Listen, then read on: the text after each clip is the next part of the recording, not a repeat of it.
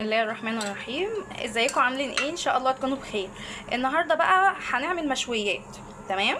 طب المشويات بتتاكل جنبها ايه؟ اكيد رز اصفر او رز المشويات ده. تمام. بس انا ما بحبهوش بالرز البسمتي صراحه، بحس مش بحبه. تمام. فانا دايما بعمله بالرز المصري العادي، الحبه بتاعتنا العاديه دي. تمام. هنعملوه ازاي بقى او ايه وصفتي؟ وان شاء الله هوريلكم في النهايه ان هو حلو جدا ومفلفل واحلى كتير كتير من الرز البسمتي. معلش، او حطيت سمن بلدي ومعاها شويه زيت بس عشان تفلفل الرز. تمام. ونضيف عليها بصلايه مفرومه ويا دوب تتشوح تصفر كده اهي. وهي بتتشوح اوعوا تحمروا البصله، يا دوب بس تتشوح كده اهو. بنحط كركم، تقريبا الكركم ده طلع مضروب يا جماعه.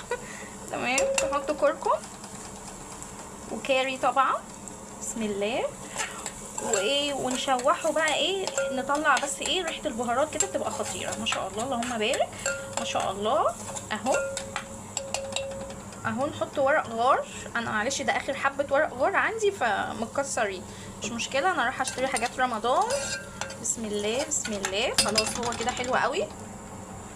نحط بقى معيار الميه اهو اهو. بصوا انا انا عامله كوبايتين ونص رز، فهحط عليهم، حطيت كوبايتين وادي كوبايه الا ربع ميه. تمام. لان هو عادي الرز المصري بتاعنا حلو جدا اصلا ومش بيحتاج ميه كتير. تمام. نسيب بقى الحلويات دي بقى ايه تغلي كده مع نفسها غلوه حلوه كده اهي. وهي بتغلي نحط بس مرقه بتدي طعم خطير. تمام. ونحط طبعا ملح نحدقها، متحطش ملح ياما لان المرقه اصلا فيها ملح اهو. بصي. تمام. قلبي بقى. يعني انا في المرحله دي كنت بحط زبيب بس للاسف الزبيب خلص يا جماعه اهو. اخر حبه زبيب عندي هحطه لان الاولاد بيحبوهم جدا. خلاص رايحين نشتروا مشتريات رمضان، كل سنه وانتم طيبين، وهنجيب كل حاجه. لو عجبكم الفيديو متنسوش اشتراك للقناه ولايك للفيديو عشان يوصلكم كل جديد. نسيبه بقى يغلي حلو حبه حلوين كده واقول لكم هنعمله اهو. بصوا غليت ازاي، وزي ما قلت لكم هو الكركم مضروب.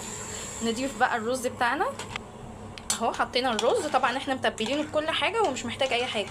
نسيبوه بقى على نار عاليه لغايه لما تتشرب، ونحطوه بقى على نار هاديه كده، وهوريكم النتيجه في الاخر ازاي طلع خطير. بصوا كلموني بقى على التحفه تحفه.